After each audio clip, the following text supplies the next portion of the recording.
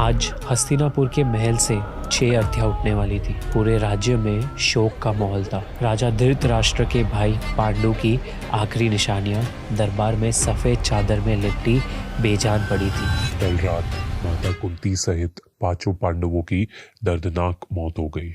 हस्तिनापुर की सभा में इस संदेश के साथ 6 शव पहुंचे। इन शवों की हालत देखकर दरबार में हर किसी की रूह तक कांप गई थी। ये शरीर इतने ज्यादा जल चुके थे कि अब हड्डियां भी पहाड़ दिखने लगी थी। ऐसा लग रहा था मानो किसी ने पूरे शरीर को रस्सी से कसकर जान का एक एक कतरा निकाल लिया हो।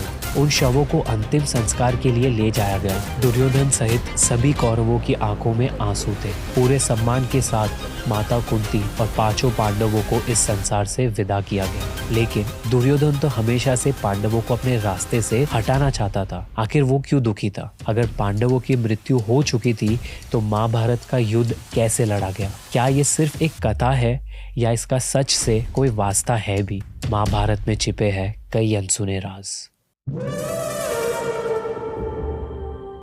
लाक्षागृह एक ऐसा महल जिसका निर्माण ऐसी चीजों से किया गया था जो बहुत ही तेजी से आग पकड़ती है। लेकिन इस सब से पांडव अनजान थे। पांडव एक उत्सव को देखने के लिए वर्णाव्रत आए और इसी महल में रहने लगे। एक रात उन्होंने महल में सभी नगरवासियों के लिए भोज का आयोजन किया। लेकिन ये कोई मामूली रात नहीं थी।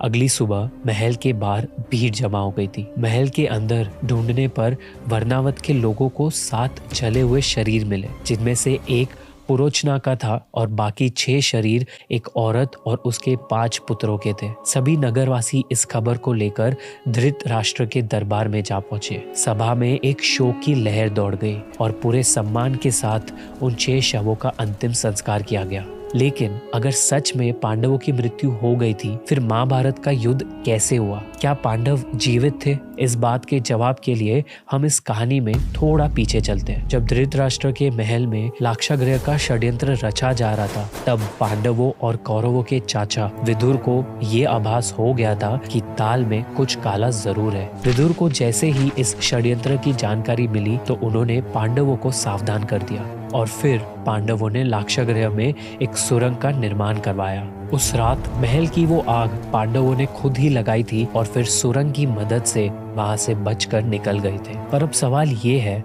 कि अगर पांडव सुरक्षित थे तो वो 6 शरीर जिनका अंतिम संस्कार किया गया वो किसके थे? ये शरीर एक निषाद स्त्री और उसके 5 पुत्रों के थे जो उस रात महल में भोज के लिए आए थे और शराब के नशे में धुत होकर वो महल के अंदर ही रह गए थे। अनजाने में ये सब आग की चपेट में आ गए और यही शरीर वर्णाव्रत के लोगों को मिले, जिन्हें पांडव समझकर उनका अंतिम संस्कार कर दिया गया। ऐसी ही हजारों अनोखी कहानियों से मिलकर बना है महाभारत, दुनिया का सबसे लंबा महाकाव्य जो अपने अंदर कई रहस्यमय कहानियों को समेटे हुए है। लेकिन क्या ये सब सिर्फ एक कथा है?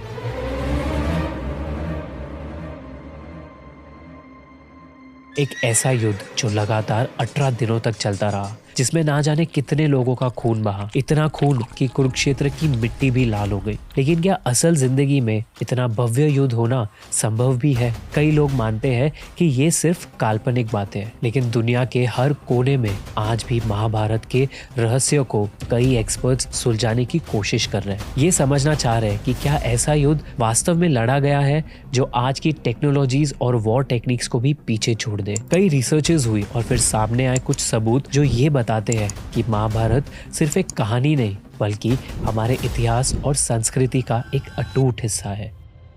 महाभारत में एग्जैक्ट डेट बताई गई है जब श्री कृष्ण की मृत्यु हुई और कलयुग का आरंभ हुआ। रिसर्चर्स ने ग्रेगोरियन कैलेंडर के मुताबिक सारे ग्रह और दिशाओं का जोड़ लगाकर देखा। उन्होंने ये कंक्लूड किया कि महाभारत की जंग का अंत और कलयुग की शुरुआत हुई थी फरवरी 18, 3102 BCE सुबह 2:27 पर। और यही महाभारत में भी बताया गया है। सिर्फ यही नहीं, उत्तर भारत में 35 से ज्यादा जगहें ऐसी है जिनकी लोकेशन और डिटेल्स महाभारत में बताई गई है। यहाँ तक कि इन 35 जगहों पर आर्कियोलॉजिस्ट को कॉपर यूटेंसिल्स, लोहे, चांदी और सोने के गहने, पॉटरी भी मिले हैं। ये बर्तन गहने महाभारत से जुड़े भी है या नहीं, इस बात की पुष्टि करने के लिए इनकी साइंटिफिक डेटिंग का पता लगाया गया और सभी परिणाम महाभारत काल की तरफ ही इशारा करते हैं। इसके अलावा भी कई ऐसे सबूत है जो इस ओर इशारा करते हैं कि महाभारत सच में हुई थी और इसमें हजारों ऐसी कहानियां हैं जो आज भी अनसुनी रह गई है। तो अब इस सब के बाद भी किसी का ये समझना कि महाभारत सिर्फ माइथोलॉजी का हिस्सा है, क्या संभव है? हमारे इतिहास और हमारे ग्रंथों से जुड़े ऐसे कई राज हैं जिनके बारे में बहुत कम लोग जानते हैं।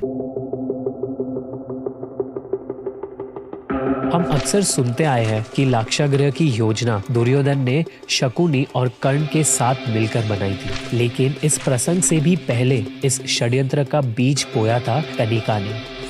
धृतराष्ट्र के मन में पांडवों को लेकर एक असुरक्षा की भावना थी कि कहीं वो उनसे उनका राज्य छीन ना ले। धीरे धीरे ये भावना इतनी बढ़ गई कि धृतराष्ट्र की रातों की नींदें उड़ गई। इस समस्या के समाधान के लिए उन्होंने अपने सबसे चतुर और भरोसेमंद मंत्री कनिका को बुलाया। कनिका ने धृतराष्ट्र को समझाया कि जब दुश्मन ताकतवर हो जाता है तो उसे जड़ से उखाड़कर फेंक देना चाहिए, क्योंकि एक मरे हुए इंसान के साथ उसके फॉलोअर्स और उसके प्रिंसिपल्स की भी मौत हो जाती है और इसी प्रकार ना रहेगा बांस और ना बजेगी बांसुरी। कनिका ने ही धृतराष्ट्र को सलाह दी कि दुश्मनों को हराने के 4 तरीके होते हैं: समझौता, धन की ताकत, बल का इस्तेमाल या फिर भेदभाव की भावना, यानी साम, दाम, दंड और भेद।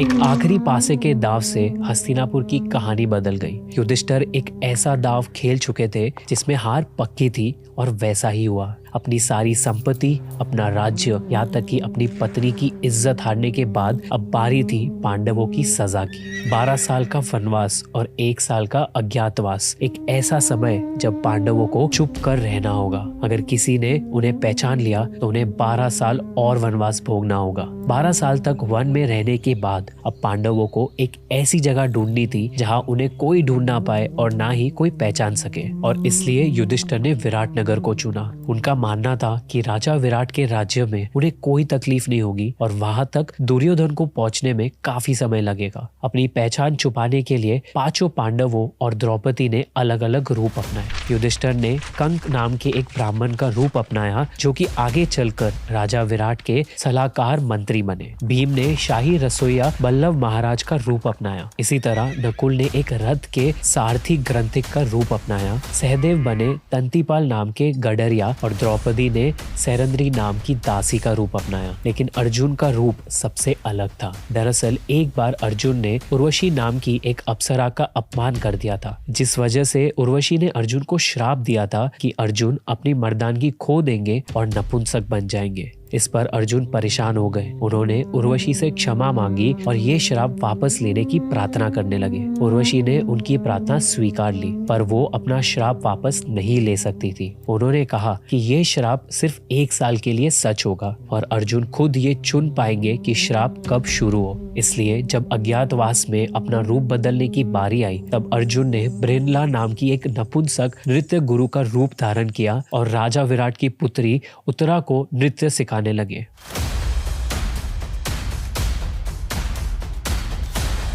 पांडवों के लिए सबसे बड़ी चुनौती थी कि वो अपनी पहचान छुपा कर रहे। इसमें से सबसे ज्यादा खतरा द्रौपदी को था। द्रौपदी अपना रूप बदलने के बाद भी इतनी सुंदर थी कि कोई भी उनसे आकर्षित हो सकता था, और यही हुआ। पांडवों के अज्ञातवास के 10 महीने बीत जाने पर विराट नगरी में रानी सुदेशना के भाई कीचक ने प्रवेश किया और उसकी नजर पड़ी द्रौपदी पर। कीचक ने रानी सुदेशना से कहा कि वो द्रौपदी यानी सैरंद्री को उसके पास भेजे। जब द्रौपदी वहां पहुंची तब कीचक ने जबरदस्ती द्रौपदी को जकड़ लिया और उसे खींचकर अपने कमरे की ओर ले जाने लगा। तब द्रौपदी उसकी पकड़ से खुद को मुक्त कर वहां से भाग निकली। ये बात जैसे ही भीम को पता चली, वो बहुत क्रोधित हो गए। उन्होंने द्रौपदी से कहा कि वो कीचक को किसी सुनसान जगह पर मिलने बुलाए। ये खबर मिलते ही किचक खुशी खुशी वहां पहुंच गया, लेकिन वहां भीम ने उसे दबोच लिया और उसका वध कर दिया। जब दुर्योधन तक किचक की मृत्यु की खबर पहुंची तो वो समझ गया कि हो ना हो पांडव विराट नगरी में ही है, क्योंकि दुर्योधन जानता था कि किचक कितना शक्तिशाली था और उसका वध करना बहुत मुश्किल था। यही सोचकर दुर्योधन ने अपनी सेना लेकर विराट नगर पर हमला कर दिया और राजा विराट को बंदी बना लिया। राजा विराट के बाद युद्ध की कमान संभाली राजकुमार उत्तर ने, जिनके रथ पर उनके सारथी बने अर्जुन। यही से कौरवों और पांडवों के बीच युद्ध की शुरुआत हुई, जिसने आगे चलकर कुरुक्षेत्र के भीषण युद्ध का रूप लिया।